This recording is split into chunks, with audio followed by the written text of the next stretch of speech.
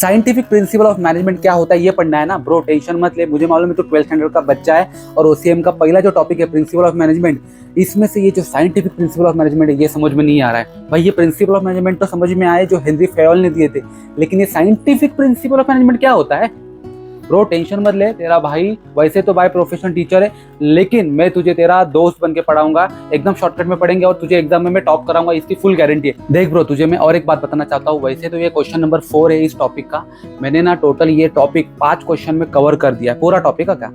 अभी question number 1 जो है nature of principal of management, question number 2 importance of principal of management, और question number 3 जो सबसे इंपॉर्टेंट है इस टॉपिक का, जो कोर पार्ट है 14 प्रिंसिपल ऑफ मैनेजमेंट। इन तीनों क्वेश्चन के ऊपर मैंने वीडियो बना के रखे। अगर मैं तुझे एडवाइस दूं तो देख, ये पहले 3 वीडियो तू देख ले, अगर तुझे ये कंसेप्ट आते हैं तो कोई मत बात नहीं, लेकिन नहीं आते तो ये तीनों की तीनों वीडियो मैंने बना के रखे, तू उसको जाके देख ले और फिर ये क्वेश्चन नंबर 4 को देखने के लिए आजा, एकदम शॉर्टकट में पढ़ेंगे, ठीक है।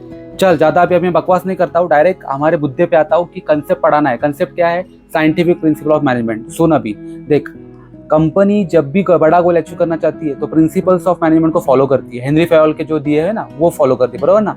लेकिन एक एफ.डब्ल्यू. टेलर नाम का ना एक बंदा था, अमेरिकन बंदा था, उसने ना कुछ काम को करने के लिए ऑब्जर्वेशन किया और ऑब्जर्वेशन से उन्होंने ना कुछ साइंटिफिक स्टेप्स निकाले कि अगर कोई काम करना है ना तो इन स्टेप्स को फॉलो करो तो आपका जो भी काम है ना वो एकदम साइंटिफिक वे से कम वेस्टेज में चिपेस्ट वे में कंप्लीट हो जाएगा, ऐसा उसने बताया।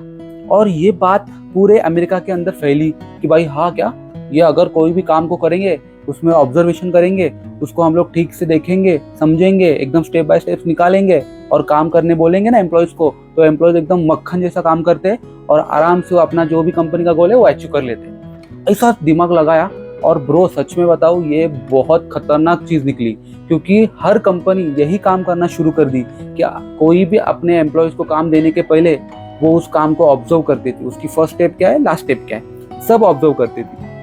ऑब्जर्व करने के बाद फिर एम्प्लॉयज को हायर करती थी और बोलती थी ये काम करके दे, फटाक से कंपनी का काम होता था, एकदम सस्ते में निपट जाता था।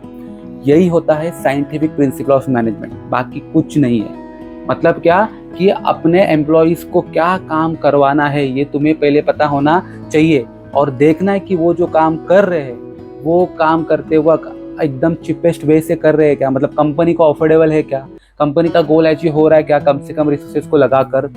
यही किसने बोला? एफ.डब्ल्यू. टेलर ने बोला, और इन्हीं प्रिंसिपल्स को बोला गया साइंटिफिक प्रिंसिपल ऑफ मैनेजमेंट।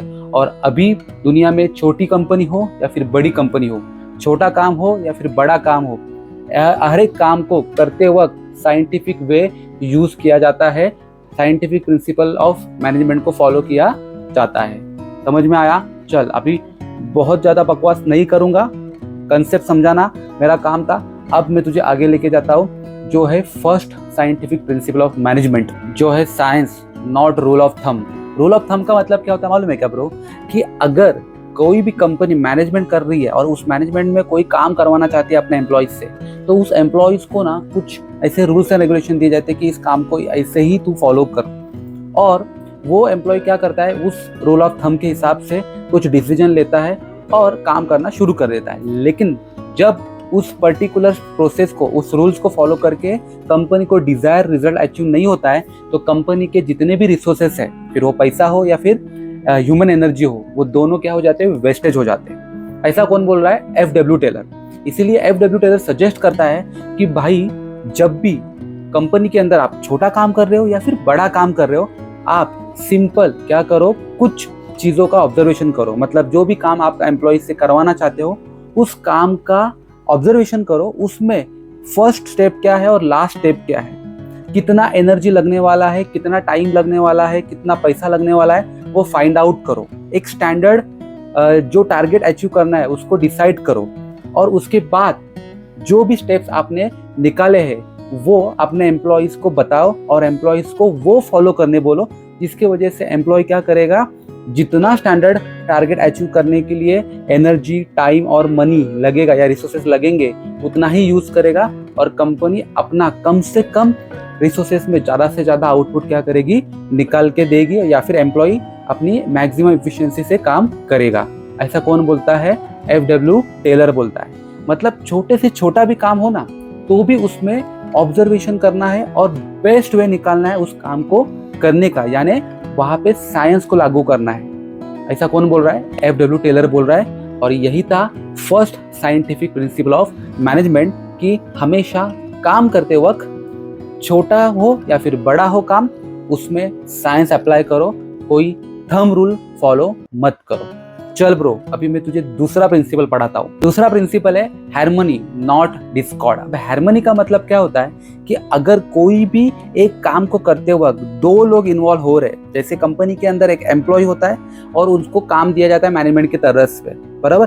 तो ये जो मैनेजमेंट जो काम दे रही है एम्प्लॉयज को ना, तो उन दोनों के बीच में काम के regarding each and everything clear होनी चाहिए। मतलब दोनों को काम, मतलब मैनेजमेंट को पता होना चाहिए कि क्या काम करवाना है और एम्प्लॉय को भी पता होना चाहिए कि मुझे कितना टाइम में कितना रिसोर्सेस का यूटिलाइज करके उस काम को करके देना है। तो इससे क्या होगा, कोई भी किसी भी प्रकार का डिस्कॉर्ड नहीं होगा, मतलब कोई भी डिस्प्यूट क्रिएट नहीं होगा बिटवीन एम्प्लॉय एंड मैनेजमेंट।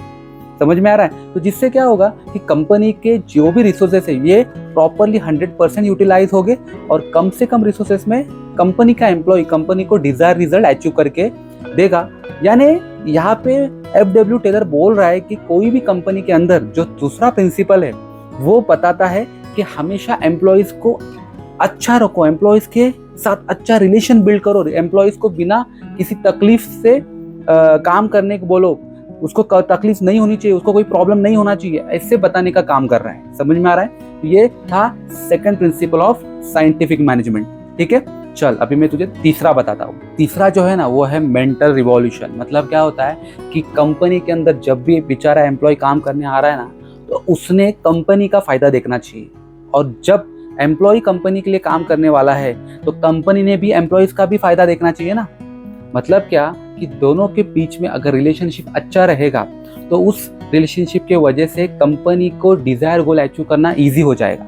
अगर एम्प्लॉय फ्रस्ट्रेट हो रहा है काम करते वक्त, या काम करने के लिए आने के लिए उसकी इच्छा ही नहीं हो रही है, तो फिर वो एम्प्लॉय कुछ काम नहीं करेगा, टाइम पास करेगा आके और कंपनी के रिसोर्सेज वेस्ट करेगा, और उससे नुकसान कंपनी का ही होगा, जो डिजायर गोल है वो अचीव नहीं हो पाएगा। इसीलिए हमेशा कंपनी को ये एक चीज़ देखनी चाहिए कि जब भी मेरे कंपनी के अंदर एम्प्लॉय काम करने आया है तो उसको मेंटली रिवॉल्यूशन करो, उसको अच्छा फील कराओ कि वो जब भी काम करने के लिए आएगा उसको जितनी भी फैसिलिटीज चाहिए वो सब अवेलेबल करके दो, उसको इंसेंटिव चाहिए, उसकी जो भी टारगेट्स को अचीव करने के साथ उसको जो भी प्रमोशन देना है वो भी उसको देना चाहिए। तो ये अच्छा रिलेशन अगर बिल्ड होगा तो अपने आप कंपनी के अंदर एम्प्लॉयज का मेंटल रिवॉल्यूशन होना स्टार्ट हो जाएगा और वो कंपनी के गोल के लिए काम करेगा। समझ में आया?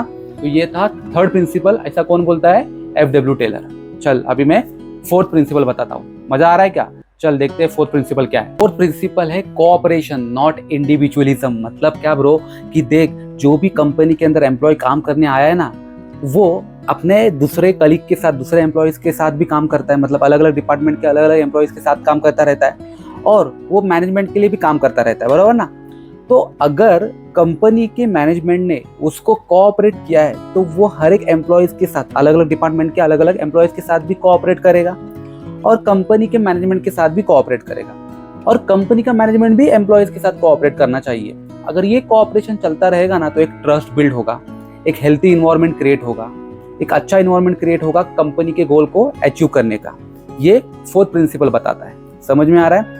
यानी जो भी कंपनी है वो कंपनी हमेशा अपने एम्प्लॉयज के बारे में सोचे, अपने एम्प्लॉयज को किस तरीके की फैसिलिटी चाहिए, अपने एम्प्लॉयज को कैसे कंपनी के ऊपर ट्रस्ट बिल्ड करने के लिए हेल्प करे, ये सब मैनेजमेंट ने सोचना चाहिए। और कंपनी के गोल अचीव करने के डिसीजन में अगर कोई एम्प्लॉय सजेशन देना चाहता है तो उस एम्प्लॉय का सजेशन मैनेजमेंट ने सुनना चाहिए, बहुत ज़रूरी है। और इसके बदले में एम्प्लॉयज़ भी देखना चाहिए कि जब कभी मैनेजमेंट से थोड़ी छोटी मोटी गलती हो जाती है तो फटाक से स्ट्राइक पे भी नहीं जाना चाहिए, डिस्कशन होना चाहिए, इंटरनल रिलेशन अच्छे होने चाहिए, तभी जाके कंपटीशन बीट होगा। समझ में आ रहा है? तो ये कौन सा प्रिंसिपल है? फोर्थ प्रिंसिपल है साइंटिफिक मैनेजमेंट का। चल ब्रो अभी फिफ्थ प्रिंसिपल पढ़ते हैं। फिफ्थ प्रिंसिपल है डिवीजन ऑफ रिस्पॉन्सिबिलिटी। हम लोगों ने प्रिंसिपल ऑफ मैनेजमेंट का पहला प्रिंसिपल पढ़ा था डिवीजन ऑफ वर्क। देखो मालूम है, जब भी कंपनी के अंदर कोई बड़ा गोल अचीव करना होता है तो बहुत बड़ा काम होता है, तो कंपनी क्या करती है, उस काम को डिवाइड करके देती है ना। और जब काम को डिवाइड करती है तो ईच एंड एवरी काम को डिवाइड करने के बाद उस काम को कंप्लीट करने की एक रिस्पॉन्सिबिलिटी भी आ जाती है। तो यही है साइंटिफिक प्रिंसिपल कि जब भी कोई कंपनी ने अपने एम्प्लॉयज़ को काम दिया है, टॉप लेवल का काम है, तो वो टॉप लेवल का काम कंपनी क्या करेगी कि वहाँ पे उनको टॉप लेवल के डिसीजन देने हैं, मतलब कंपनी के लिए प्लानिंग पॉलिसीज प्लान्स बनाने हैं। और वो जो प्लानिंग पॉलिसी प्लान्स बनाना है वो किसको बताना है? मिडल लेवल वालों को। और मिडल लेवल वाले क्या करेंगे? वो जो भी प्लान्स है उनको एग्जीक्यूट करने के लिए फिर से प्लान बनाएंगे और अपने लोअर लेवल वाले एम्प्लॉयज से क्या करेंगे? वो प्लान एग्जीक्यूट करके लेंगे। समझ में आ रहा है? तो इस तरीके से हर एक लेवल पे हर एक एम्प्लॉय अपनी अपनी रिस्पॉन्सिबिलिटी निभाता रहेगा तो कंपनी का गोल अचीव होता रहेगा। तो अगर रिस्पॉन्सिबिलिटी डिवाइड हो गई ना तो कंपनी का गोल क्विकली अचीव होता है। ऐसा कौन बोल रहा है? एफ.डब्ल्यू. टेलर बोल रहा है। तो ये था 5th principle of scientific management. चल ब्रो, अभी मैं 6th प्रिंसिपल बताता हूँ। 6th प्रिंसिपल है development of employer and employ for greater efficiency and maximum prosperity. कुछ समझ में आ रहा है क्या? देख, कोई भी कंपनी हो, उस कंपनी के अंदर जो कंपनी का मैनेजमेंट होता है वो एम्प्लॉयर होता है, और जो कंपनी के एम्प्लॉय होते हैं वो तो एम्प्लॉय होते हैं ना तो एम्प्लॉयर और एम्प्लॉय दोनों के बीच में रिलेशन चलता रहता है। एम्प्लॉयर क्या करता है? काम देता है, एम्प्लॉय उस काम को करके देता है, बराबर ना? लेकिन कंपनी के अंदर कुछ काम कभी कभी बहुत डिफिकल्ट लेवल का होता है, तो उस काम को अगर एम्प्लॉय ने नहीं करके दिया तो उसमें गलती एम्प्लॉय की नहीं है, एम्प्लॉयर की है, क्योंकि एम्प्लॉयर ने उस डिफिकल्ट काम को करने की ट्रेनिंग एम्प्लॉय को दी है क्या? इसलिए एफ.डब्ल्यू. टेलर क्या बोलता है कि हमेशा अपने एम्प्लॉयर को भी खुद को भी डेवलप करना चाहिए, खुद भी ट्रेनिंग लेनी चाहिए, और जो भी वो डिफिकल्ट काम है उसको ट्रेनिंग लेने के बाद अपने एम्प्लॉयज को वो ट्रेनिंग देनी चाहिए, और एम्प्लॉयज से भी वो पूरा परफेक्ट ट्रेनिंग लेने के बाद उसको ये काम देना चाहिए। तब जाके वो एम्प्लॉयज क्या करेंगे? उस डिफिकल्ट लेवल के काम को अचीव कर पाएंगे। इससे क्या होगा? इससे इफिशिएंसी बहुत बढ़ेगी, एम्प्लॉयज की भी और एम्प्लॉयर की भी, और आराम से सस्टेनेबल वाली प्रॉस्पेरिटी आना शुरू हो जाएगी। यानी कंपनी का जो डिजायर गोल है वो मैक्सिमम इफिशिएंसी से अचीव होगा, और उससे फायदा अल्टीमेटली कंपनी का भी होगा और एम्प्लॉय का भी होगा। तो इस तरीके से अगर ये 6 के 6 साइंटिफिक प्रिंसिपल कंपनी अपने मैनेजमेंट करते वक्त अप्लाई करेगी तो कंपनी का बहुत सारा रिसोर्सेस सेव हो जाएगा, और बेस्ट इंपॉर्टेंट जो कंपनी के एम्प्लॉय होते हैं वो असेट होते हैं कंपनी के लिए, तो उन असेट्स को डेवलप करेगी तो कंपनी और बड़ी बनती जाएगी और प्रॉफिट कमाती जाएगी। ऐसा कौन बोल रहा है? एफ.डब्ल्यू. टेलर बोल रहा है। समझ में आया ब्रो? तो ये थे 6 साइंटिफिक प्रिंसिपल ऑफ मैनेजमेंट, एकदम शॉर्टकट में मैंने पढ़ा है। अगर देखो सच में ये वीडियो पसंद आया है, ये प्रिंसिपल्स पसंद आए हैं, तो तू तेरे दोस्तों के साथ शेयर कर दे, सब चैनल को सब्सक्राइब कर। अगर तेरे को कुछ डाउट आ रहा है कमेंट बॉक्स के अंदर पूछना, तेरा भाई बैठा है रिप्लाई करने के लिए, बिंदास पूछ, ठीक है? चल अभी मैं इस वीडियो को बंद कर देता हूँ। Bye bye, take care.